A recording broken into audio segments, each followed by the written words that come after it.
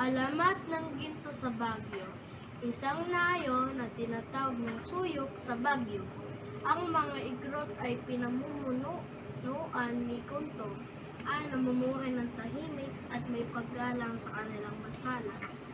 Daraos sila ng isang seremonyas ng ganyaw taon-taon upang parangalan ang kanilang anito. Ginawa nilang pinuno si Kunto. Si Kunto ay pinakamalakas at pinakamatapang. Siya ay nakatagpo ng isang ibong habang nakikipagsapalaran sa gubat. Tinitigan niya ang ibon.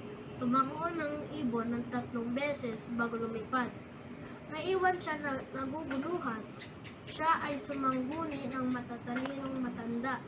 Sinabi ng matanda na ang ibon ay maaaring isang mensahero mula sa kanilang bathala na nagpapaalala sa kanila na isagawa ang seremonya ng kanyaw. Sinunod ng mga taga-nayon ang dedisyon ni Kunto at naging matagumpay ang seremonya.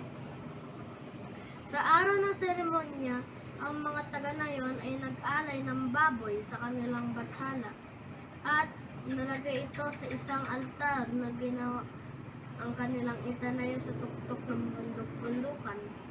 Laking gulat nila, ang baboy ay naging isang matanda. Ang taga-nayon ay namangha at natakot. Sinabi ng matanda na, "Huwag kayong matakot, lumapit kayo sa akin. Bibigyan ko kayo ng gantimpala sa inyong kabutihan.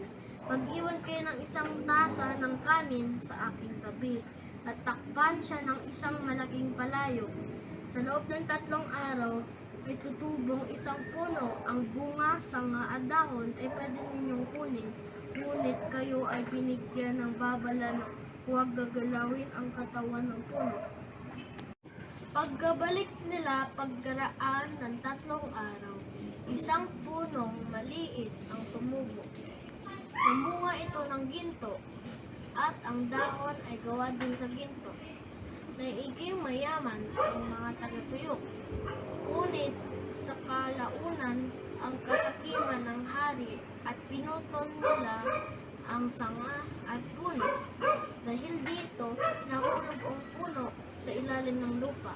Nawala ang puno at pagkatapos nito ay lumabas ang matanda at sinabing, "Kayo ay binigyan ng gantimpala galing sa inyong kabutihan. Sa halip kayo higit magkaibigan, kasakiman ng hari sa inyong puso. Hindi ninyo sinunod ang aking ipinagbilin na huwag ninyong sasaktan ang puno.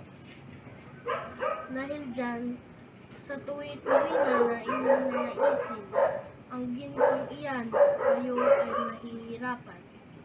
Pagkatapos nun, naghirap ang mga tao sa suyok. Ang mga tao ay naiwanan ng isang aral dahil sa kanilang nagawa. Ang kwento ay isang paalala na laging sundin ang mga tagubilin at iwasang magpadala sa kasakiman at sa halip ay matulungan at magmahalan. Mula nga noon, nagkaroon ng ginto sa Baguio at nakukuha lamang ito sa pamamagitan ng paghuhukay sa lupa. Thank you po.